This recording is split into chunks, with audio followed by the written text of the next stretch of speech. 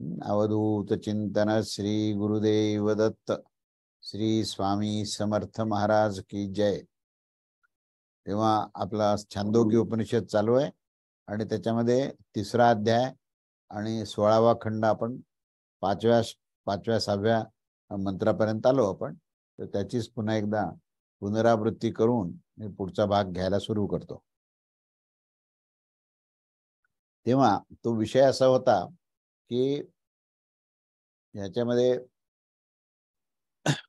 जे 38 वर्षाचा काळ कसा आहे, म्हणजे 3 छंदाचा उल्लेख केलेला आहे आणि शेवटी जगती छंद जो आहे तो 38 अक्षराचा असल्यामुळे 38 वर्षाचं जीवन त्याच्या त्या सिद्धीमुळे होतं आणि एकूण 116 वर्षाचं आयुष्य मिळतं, अशा प्रकारचं तिथे निवेदन केलेलं आहे।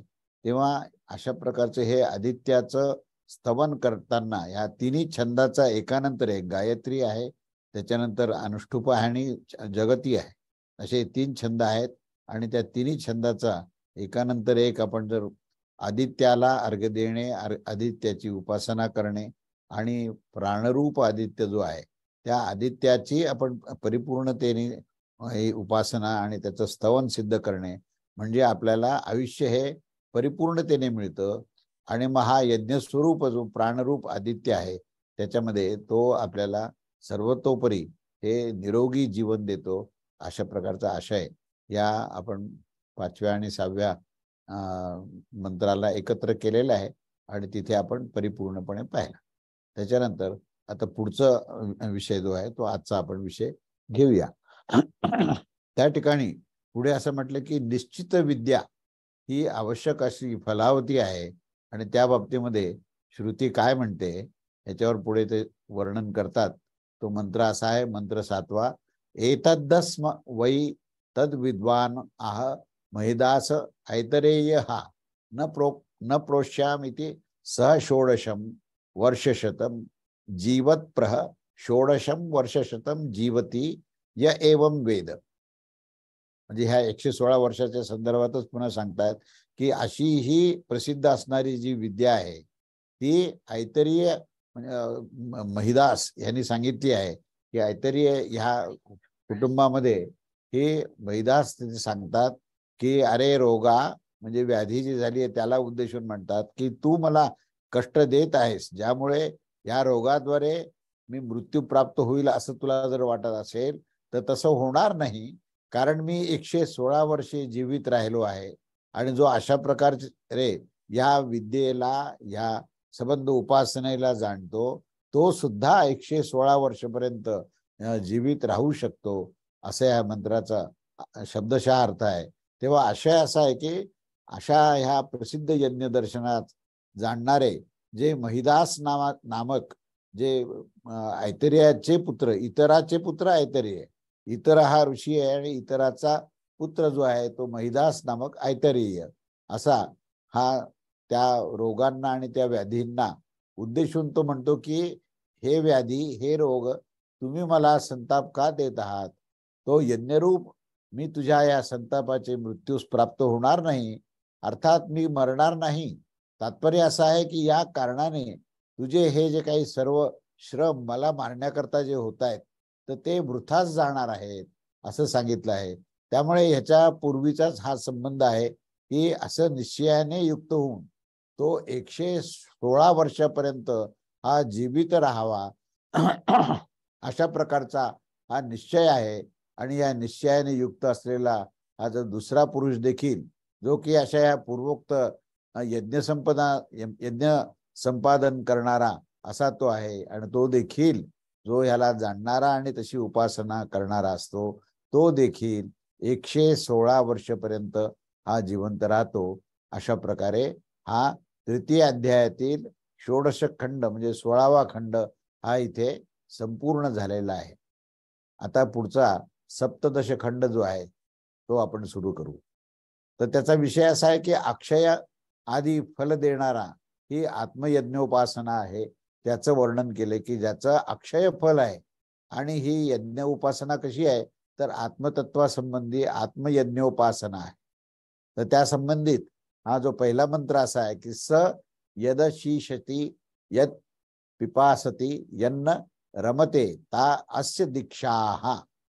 तो पुरुष जो काही भोजन करण्याची इच्छा करतो किंवा तो पिण्याची इच्छा करतो आणि तो रममाण म्हणजे प्रसन्नता प्राप्त करू शकत नाही या सर्व गोष्टीमध्ये, तेव्हा त्याला ही आत्मयज्ञोपासनाची दीक्षा देणं हे आवश्यक आहे. त्या रूपातच त्याला आनंद आणि समाधान मिळेल. तेव्हा आशय असा आहे की भोजन करण्याची इच्छा असली किंवा पुरुषाची जी यज्ञ सदृश्य निरूपण करताना पूर्व ग्रंथाशी संबंध तो ठेवत असतो आणि आशिषीपती म्हणजे खाण्याची इच्छा आणि पिपसती म्हणजे पिण्याची इच्छा अशी जी त्याची असते ती कधीही त्याची संपत नाही आणि ती कधीही तो पूर्णपणे तृप्त होत नाही, तो रममाण होत नाही. तेव्हा असं हे जे काही दुःख आहे तर अशा प्रकारच्या दुःखाचा अनुभव घेत असतो. तर तो दुःखात सदृशता प्राप्त करण्याच्या कारणाने त्याला विधी यज्ञाच्या दीक्षाच्या समान ही दीक्षा प्राप्त होणं अनिवार्य आहे. त्या संदर्भात पुढचा मंत्र असा आहे की अथ यदश्नती यद पिबती यद रमते यद रूप सदैव रेती. की त्यानंतर तो जे काही खात असतो, जे काही पित असतो, जे काही रतीचा अनुभव घेत असतो तो उपसदाची सादृश्यता प्राप्त करून घेत असतो. व त्याचा आशय असा आहे की त्यानंतर तो जे काही भोजन करत असतो, पित असतो किंवा इष्टपदार्थाच्या दिशेने संयोगाने तो रतीचा अनुभव घेत असतो, तर तो सर्व उपसदाची म्हणजे समानतेची प्राप्ती करून घेत असतो. कारण या आत्मयज्ञाने त्याच्यामध्ये एक साम्य स्थिती निर्माण होते आणि म्हणून या उपसदाची समानता ही तो प्राप्त करतो. उपसदाचे जे पयोवृतत्व म्हणजे केवळ दुग्धपान संबंधी त्याला सुख प्राप्त होत असते. ज्या दिवशी स्वल्प आहार प्राप्त करून घेऊ शकत असतो तर तो समीपच असतो, म्हणजे त्याला ती तृषा आणि क्षुधा जी त्याला त्रस्त करते ती त्या ठिकाणी शांत होते आणि अल्प आहारामध्ये किंवा दुग्धपानात सुद्धा त्याला संपूर्णपणे असं सुख मिळतं. आणि हे पाहून यज्ञकर्त्यांचा तो आश्वासन देत असतो की अशा प्रकारची ही उपासना, ही आत्मयज्ञ उपासना ही अत्यंत उपयुक्त आहे आणि त्यामुळे भोजनादीची सगळी उपसदांची सगळी सादृश्यता ही त्यात येते आणि एक प्रकारची तिथे तृप्ती मिळते आणि तो तृप्त होतो आणि साम्य अवस्थेत येतो. ही त्याची फलश्रुती आहे. तेव्हा त्या संदर्भात पुढचा मंत्र असा आहे की अथ यदत्सती यजक्षती यन्मैथुनम चरती स्तुतस्य स्त्रैरैव तदेती. की अर्थ असा आहे की जे नेहमी हसत असतो, भक्षण करत असतो, मैथुन करत असतो आणि हे सर्व स्तुत हे शास्त्राच्याच अनुसार शास्त्राच्याच समानतेस तो प्राप्त होत असतो. म्हणजे आशय असा आहे की जे काही तो करत असतो म्हणजे तो आनंद घेत असतो जीवनातला, तो हसत असतो, त्याला जे काही प्राप्त होतं भोजन ते भक्षण करत असतो, मैथुन करत असतो आणि हे सगळं जे काय आहे हे शास्त्राच्या अनुसार करत असतो. तेव्हा स्तुत शास्त्राच्या समानतेची परिस्थिती होते आणि तो यामध्ये त्याच्यामध्ये तंतोतंत वर्णन जे केलेलं आहे त्याप्रमाणे त्याला ती समानता प्राप्त होते. ही साम्यावस्था प्राप्त होणं हीच या आत्मयज्ञाच्या उपासनेची फलश्रुती आहे. तेव्हा पुढे या मंत्रामध्ये असं म्हणतात की अथ यत्तत् वो दानम आर्जव महिंसा सत्यवचनम इति ता अस्य दक्षिणाहा. की अर्थ असा आहे की इथे जे काही तप, दान, अर्जव, सरलता, अहिंसा आणि सत्यवचन जे काही आहे तीच त्याची दक्षिणा आहे. म्हणजे ही जी काही उपलब्धी या सर्व आत्मयज्ञातून प्राप्त झालेली आहे की ज्याच्यातून तो तपश्चर्येला प्रवृत्त होतो, तो दानधर्म करतो, त्याच्यामध्ये एक प्रकारचा अर्जव असतो, सरलता असते आणि अहिंसा आणि सत्यवचन हे व्रत त्याच्यामधून प्राप्त होतं. ही सगळी जी उपलब्धी आहे हीच तो म्हणतो की हीच माझी दक्षिणा आहे, मला वेगळं धनाची काही आवश्यकता नाहीये, हे सर्व जी योग्यता आहे ही तुला जी प्राप्त झाली तीच माझी दक्षिणा आहे. तेव्हा या मंत्राचा आशय असा आहे की पुरुषाचं जे काही तप असतं, दान, अर्जव, अहिंसा आणि सत्यभाषण इत्यादी जी सद्गुण आहेत तीच त्याची दक्षिणा आहे. कारण की ही धर्माची पुष्टी करण्याच्या दृष्टीनेच ही दक्षिणेच्या बरोबर असते, म्हणून त्याची तुलना ही दक्षिणेशी केलेली आहे. अशा प्रकारे हा चौथा मंत्र आहे. त्याच्यानंतर आता पाचव्या मंत्रामध्ये पुढे हा संदर्भ सांगताना तस्मादाहु सोष्यस्त सोष्टेती पुनरत उत्पादन मे आवश्य तन्मरणम एवाव भृताः. अर्थ असा आहे की ह्याच आपण असं म्हणतो की प्रस्तुत होईल अथवा प्रसूत होईल, प्रसूत होईल किंवा प्रसूत झाली तर तो पुनर्जन्मच आहे आणि मरणच हे अवमृत स्नान आहे. म्हणजे जेव्हा माता त्याला जन्म देणार असते किंवा दुसरे लोक त्या मातेच्या विषयी सांगतात की आता ही प्रसूत होईल आणि जेव्हा ती प्रसूत झालेली असते तेव्हा ही प्रसूता म्हणजे पूर्णिका झालेली आहे असे सांगत असतात. ज्याप्रमाणे की विधी यज्ञामध्ये देवदत्त हा सोमाभिषव म्हणजे सोमरसाचे पान किंवा साधन करेल अथवा यज्ञदत्ताने सोमभिपव केले असे म्हणत असतात. तेव्हा अशा प्रकारे सोष्यती किंवा असोष्ट शब्दात समानता असल्या कारणाने पुरुष हा यज्ञ आहे. विधियज्ञाच्या समान या पुरुष संज्ञक यज्ञाचा जो सोष्यती आणि असोष्ट या शब्दाचा संबंध येथे असतो तो पुनरुत्पादनच आहे आणि त्याचं मरणच आहे. अशा या पुरुष संज्ञक यज्ञाचे अवभृत स्नान, कारण की समाप्तीमध्ये हे अवभृत स्नान केलं जातं तेव्हा ही अवभृत स्नान आहे. कारण की समाप्तीमध्ये ह्या मरण आणि अवभृत स्नान ह्या दोन्ही गोष्टीची ही इथे समावेश असतो आणि त्याची तुल्यता येते. अशा प्रकारचं हे आपण पाहिलेलं आहे. त्याच्यानंतर आता आपण पुढचा भाग बघूया. तद्धैत तद्घोर अंगिरसः कृष्णाय देवकी पुत्रायो योक्तो वाचा पिपास एवस बभूव सोन्तलवे लायामे तत्रयं प्रतिपद्ये तक्षितमस्य अच्युतमसि प्राणसं शितमस्ति तत्रे ते द्वे रुचौ भवतः. आता ह्याच्यामध्ये हा विषय वेगळा घेतलेला आहे की घोर असणारे असे जे अंगिरस ऋषींचे जे वंशज आहेत त्यांना घोर असं म्हटलेलं आहे. तर ह्या घोर अंगिरस ऋषींनी या देवकी पुत्र कृष्णास हे यज्ञदर्शन ऐकवले आणि ऐकवून ज्याने की अन्य विद्यांच्या विषयामध्ये ते आता तृष्णाहीन करून दिले होते. हा विषयच एवढा रसाळ होता की देवकी पुत्र कृष्ण जे आहेत त्यांना आता ह्या अन्य विद्येमध्ये कुठल्याही प्रकारची तृष्णा राहिली नाही. ते तृष्णाहीन झाल्यानंतर अंगी ऋषींनी ह्या यज्ञाबद्दलचं विवेचन केलं आणि त्यांना असं सांगितलं, त्याच्यामध्ये उपदेश असा केला की अंतकालामध्ये ह्या 3 मंत्राचा तू जप कर. ह्या 3 मंत्राचा जप करणं अंतकालामध्ये आवश्यक आहे. त्यातला पहिला जो आहे तू अक्षित अक्षय आहेस असं तू स्वतःला सांग की मी अविनाशी तत्व आहे, अक्षित तत्व आहे, अक्षय तत्व आहे. हा पहिला मंत्र आहे. दुसरं मी अच्युत अविनाशी आहे आणि तिसरं मी अतिसूक्ष्म असा प्राण आहे. अशा या विषयामध्ये या 2 रुच्या पुढे दिलेल्या आहेत.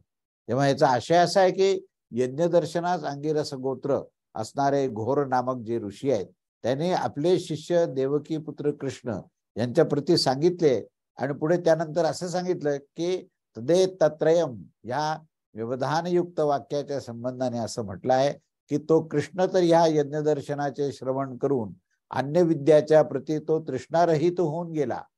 ही विद्या अशी विशिष्ट गुण संपन्नच आहे की या अन्य विद्याच्या प्रती देवकी पुत्र कृष्णाच्या तृष्ण म्हणजे ती तहान आहे, ती तहान त्याची पूर्णपणे भागून गेलेली होती, त्याचा छेद झालेला होता.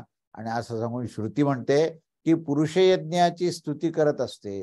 घोर अंगिरसाने कृष्णाबद्दल कृष्णाच्या बद्दल या विद्या सांगून तो पुढे असा बोलला की पूर्वोक्त यज्ञ विद्येचा जाणणारा हा पुरुष जो आहे तो अंतिम कालामध्ये म्हणजे मरण कालामध्ये उपस्थित झाल्यावर ह्या 3 मंत्राचं त्याने उच्चारण करावे, अर्थात त्याचा जप व्हावा. तेव्हा ते 3 मंत्र कोणते आहेत हे आपण पाहिले की तू अक्षित अक्षिण अथवा अक्षय व्हावे हा प्रथम यजू आहे. त्यानंतर प्रसंगाच्या सामर्थ्याने हे कथन आदित्यस्थ पुरुष आणि प्राणाची एकता करून सांगितली आहे आणि त्याचीच प्रतिश्रुती असं सांगतं की तू अच्युत म्हणजे स्वरूपापासून च्युत न होणारा असा तू आहेस. हा दुसरा यजू आहे आणि तू प्राणसंशीत जो प्राणसंशीत सम्यक प्रकाराने जी तनू असते ती सूक्ष्म केल्या जाते आणि ती सूक्ष्म प्राणरूप तनु जी आहे तेच तू आहेस, अशा या अर्थामध्ये या विद्येची स्तुती करणारे ह्या दोन ऋचा आहेत. म्हणजे हे दोन मंत्र आहेत, परंतु ते जपासाठी नसतात, तर ते प्रथम जो त्रयम प्रतिपद्येत म्हणजे तिन्हीचाही एकानंतर एक तो एकत्र जप करावा अशी विधी केली पाहिजे. आणि मग त्यांच्या ह्या 3 संख्येचा बाद होऊन जाईल, तेव्हा पुढे त्याचीच पुढे 5 संख्या कशी होईल ते आपण पुढे पाहूया. तेव्हा आता मंत्र 7. आदित्य प्रत्नस्य रेतसः उद्वयम तमसस्परी ज्योतिः पश्यन्त उत्तर स्वाहा पश्यन्त उत्तरम देवम देवत्रा सूर्यमग्न ज्योतिरुत्तम इति.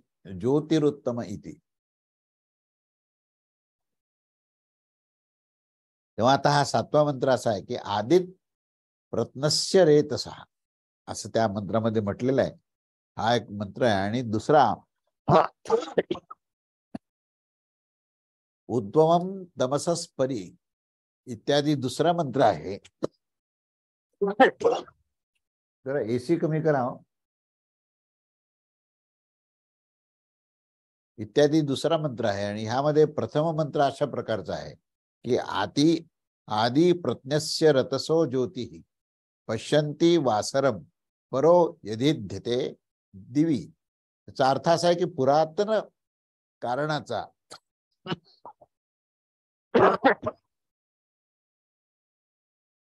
कारणाचा प्रकाश पाहत असताना हा सर्वत्र व्याप्त प्रकाश आहे, जो की परब्रह्मात स्थित असून तो परमतेज दैदिप्यमान असतो आणि तो त्याचाच तो प्रकाश आहे. तेव्हा आता उद्वय तपस्परी इत्यादी दुसऱ्या मंत्राचा अर्थ सांगत आहेत की अज्ञानरूप अंधकाराच्या पूर्वी ही उत्कृष्ट ज्योतिष पाहताना आणि आत्मीय उत्कृष्ट तेजाला पाहताना आम्ही संपूर्ण देवामध्ये प्रकाशमान सर्वोत्तम ज्योतिस्वरूप सूर्यास प्राप्त होत आहोत, असा त्याचा शब्दशः अर्थ आहे. तेव्हा याच्यामध्ये अत इत ह्यामध्ये आकाराच्या मागचा तकार आणि इत हे जे शब्द आहेत ते अर्थरहित आहेत, कारण ते प्रज्ञस्य चिरंतन म्हणजे पुरातन रेतसः, कारण अर्थात जगताच्या बीजभूत सत्संज्ञक ब्रह्मतत्वाच्या ह्या ज्योतिही प्रकाशास पाहत असतात. आपल्या अनुबंध तकाराने रहित होऊन आ शब्द म्हणजे पश्यंती या क्रियेने तो संबंधित आहेत.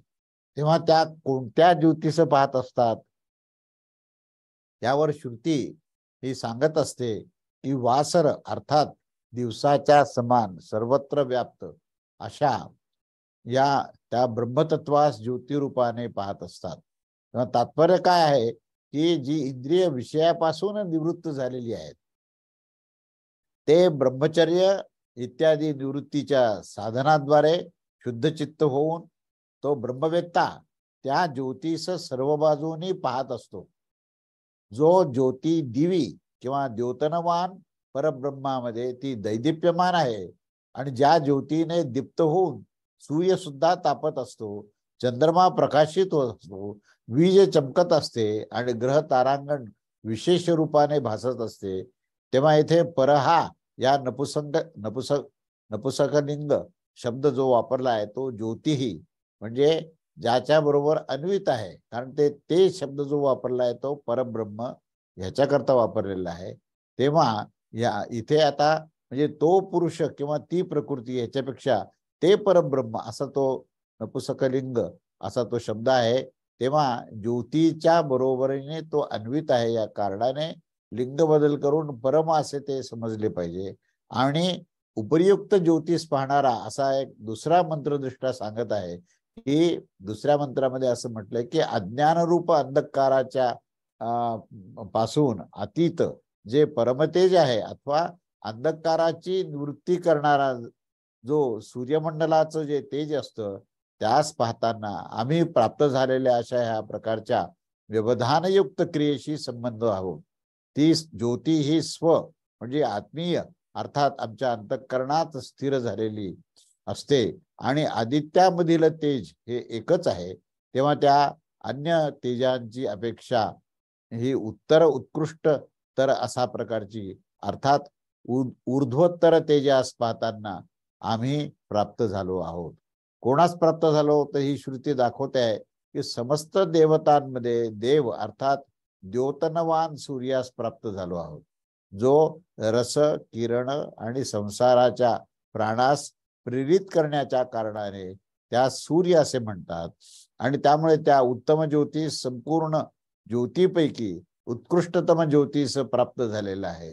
तेव्हा अहो आश्चर्य आहे की आम्ही त्यास प्राप्त झालो आहोत, हेच त्याचं तात्पर्य आहे. तेव्हा ही ती जी ज्योती आहे जिच्या दोन ऋचांनी स्तुती केली गेली आहे आणि जे उपयुक्त 3 यजूद्वारे म्हणजे 3 यजू आणि ह्या 2 रुची असे एकूण ते 5 झालेले आहेत. तेव्हा हे 3 यजूद्वारे प्रकाशित केले आहेत. ज्योतिरुत्तम अशी द्विरुक्ती ह्या यज्ञकल्पनेसाठी ही समाप्ती केल्याची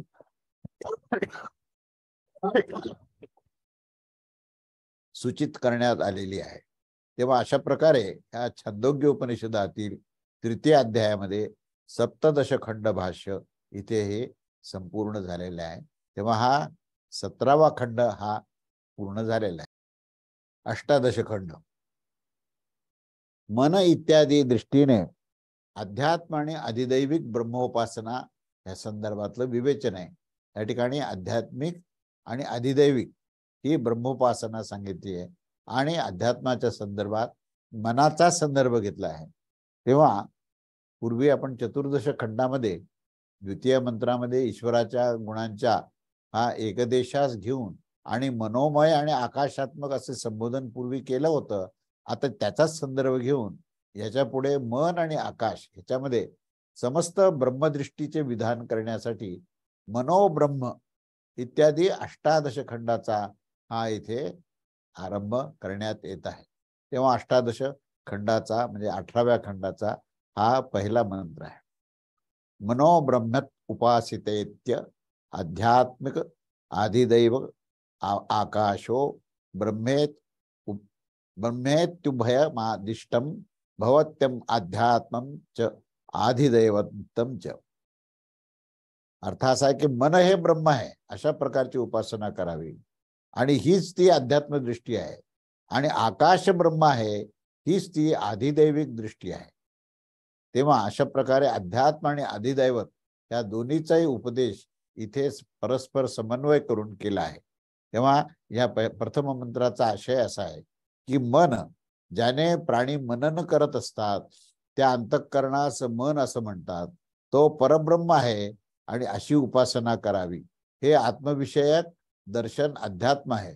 आता हे दैवत देवताविषयक दर्शन सांगत आहेत की आकाश हे ब्रह्म आहे अशी उपासना करावी आणि अशा प्रकारे अध्यात्म आणि अधिदैवत हे दोन्ही प्रकारची ही ब्रह्मदृष्टीच्या विषयामध्ये या ठिकाणी हा आदेश उपदेश केला जात असतात.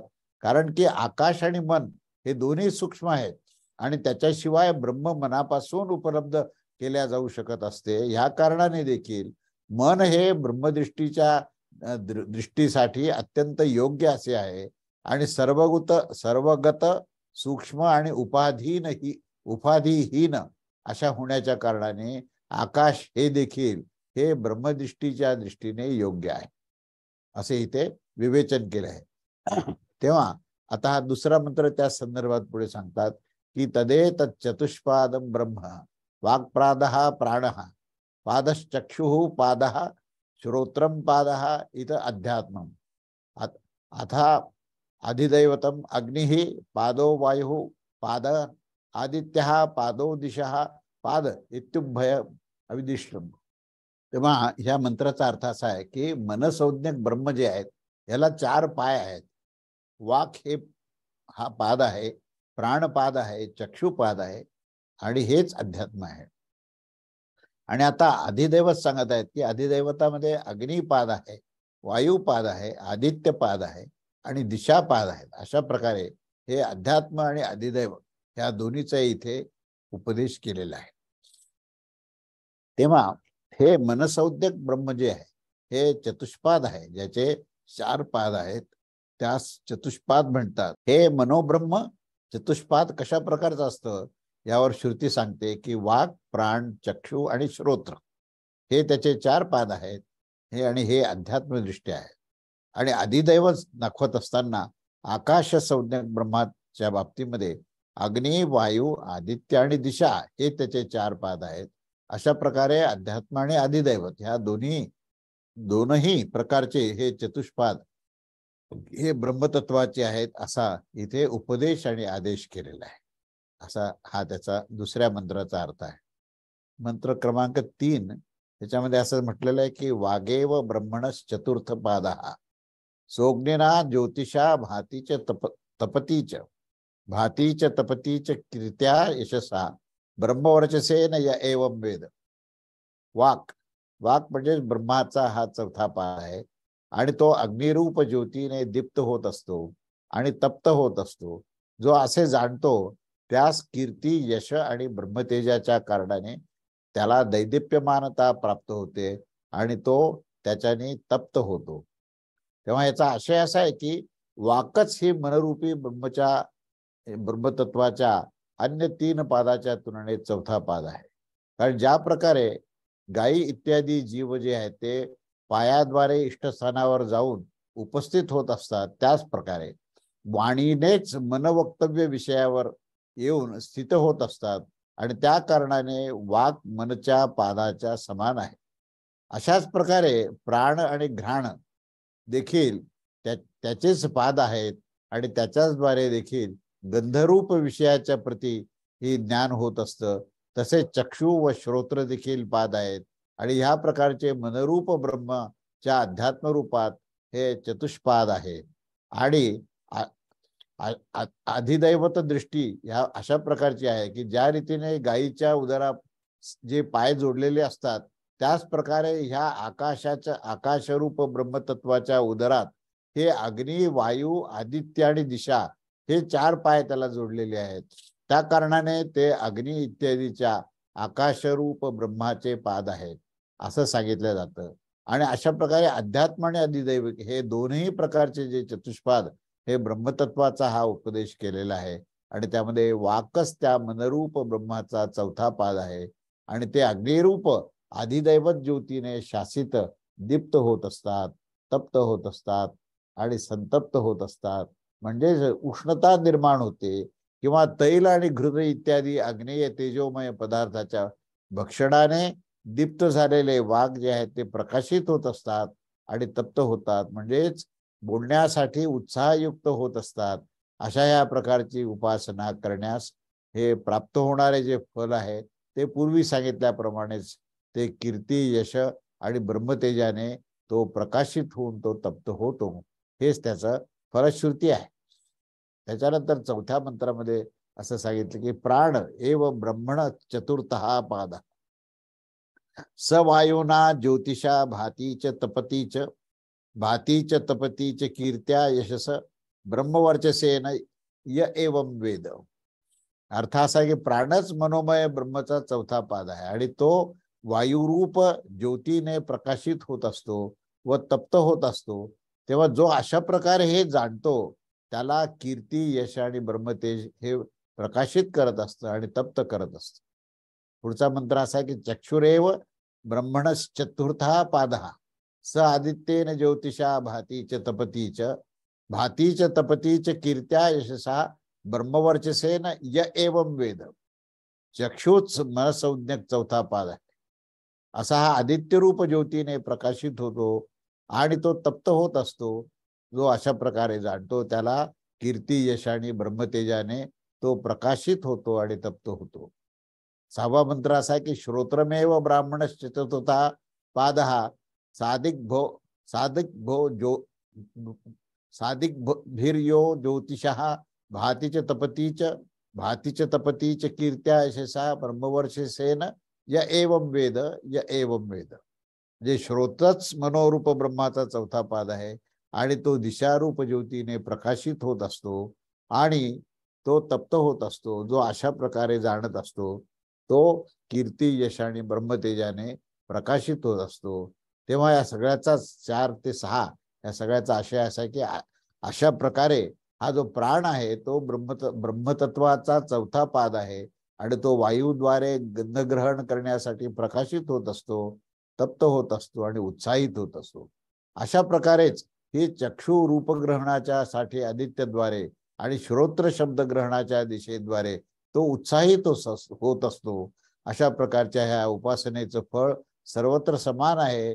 जो असे जाणतो तो सर्वत्र ब्रह्मप्राप्ती रूप करून अदृष्ट असलेले हे फळ जे आहे ते प्राप्त करतो. य एवं वेद य एवं वेद अशा प्रकारची ही विरुक्ती करून या विद्येची समाप्ती करत आहे. आणि अशा ह्या प्रकारे छांदोग्य उपनिषदातील तृतीय अध्यायामधील 18 खंड जो आहे तो इथे संपूर्ण झालेला आहे.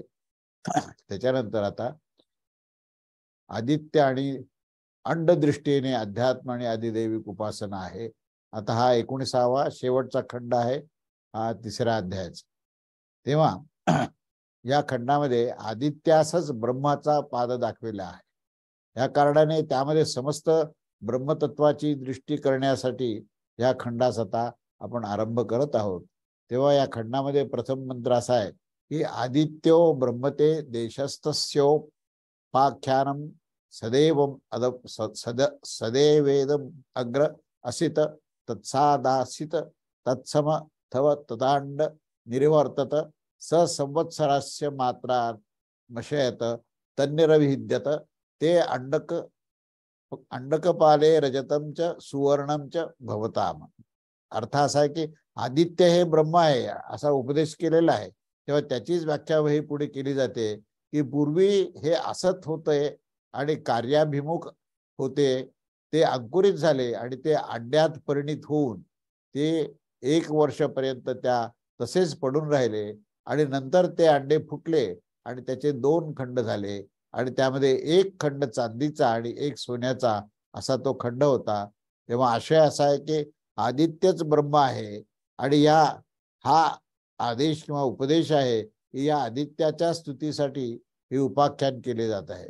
पूर्वी अर्थात आपल्या उत्पत्तीच्या पूर्वी अवस्थेमध्ये संपूर्ण जगत हे असत ज्याच्यामध्ये नामरूपाची अभिव्यक्ती झालेली नव्हती अशी एक अवस्था होती.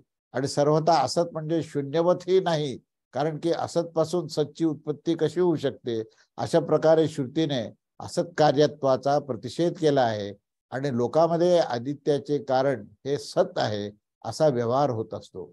ज्याप्रमाणे सर्वगुण संपन्न राजा हा पूर्णवर्माच्या न राहण्याने हा राजवंश नसल्याप्रमाणे भासत असतो असं सांगितलं आहे. त्याच प्रकारे येथे असं समजलं गेलं आहे की ह्याच्याशिवाय इथे या वाक्याने जगताची सत्ता अथवा असत्ता याचे प्रतिपादन करणे अभिष्ट देखील नसते.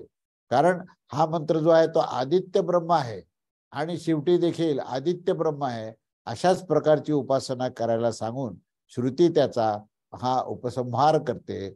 आणि त्या ठिकाणी तत्सदासित ते असत शब्दाने सांगितले जाणाऱ्या ह्या तत्वाबद्दल सांगतात की उत्पत्तीच्या पूर्वी स्तब्ध स्पंदनरहित आणि असतच्या समान ते पूर्वी होते आणि सत म्हणजे कार्याभिमुख होऊन काही प्रवृत्ती निर्माण झाल्याने ते सत झाले.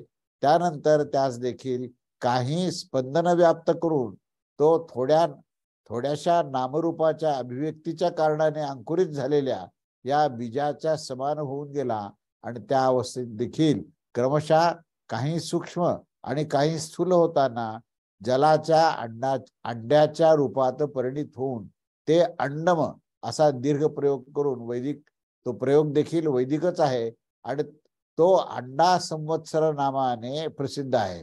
कारण काय, अंड निर्माण झाल्यानंतर 1 संवत्सर पर्यंत ते तसेच पडून होते म्हणून त्याला अंडा संवत्सर या नामाने त्याला प्रसिद्ध केलेलं आहे.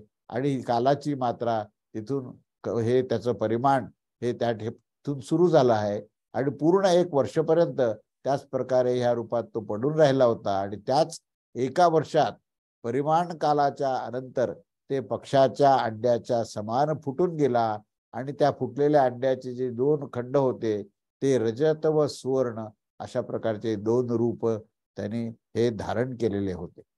आणि त्यानंतर दुसऱ्या मंत्रात असं म्हटलं की तद्दत रजतः सेयम पृथ्वी या सुवर्णांस देऊर्य रज्जुयाय रायु ते पर्वता यदुल्बम समेधो या धमनस्या नद्यो यद्वास्ते यमुदकम समुद्र.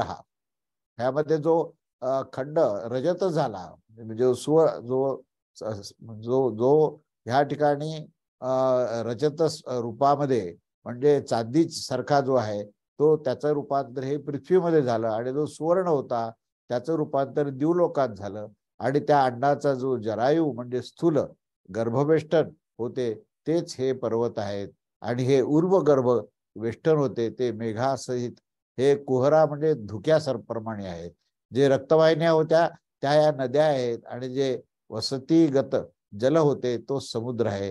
तेव्हा आशय असा आहे की ह्या खंडामध्ये जो रजतमय खंड म्हणजे तीच पृथ्वी अर्थात पृथ्वीरूपाने उपलक्षित खालील अंडाची जो भाग आहे तो त्या ठिकाणी आला आहे.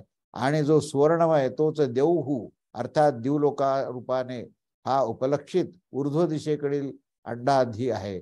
आणि दोनही खंडात विभक्त होण्याच्या वेळेस त्या अंडाचा जो जरायू स्थूल गर्भवेष्टन होते तेच पर्वत समूह झाले. आणि जो उल्ब म्हणजे सूक्ष्म गर्भवेष्टन होते ते तर मेघासहित धुके झाले.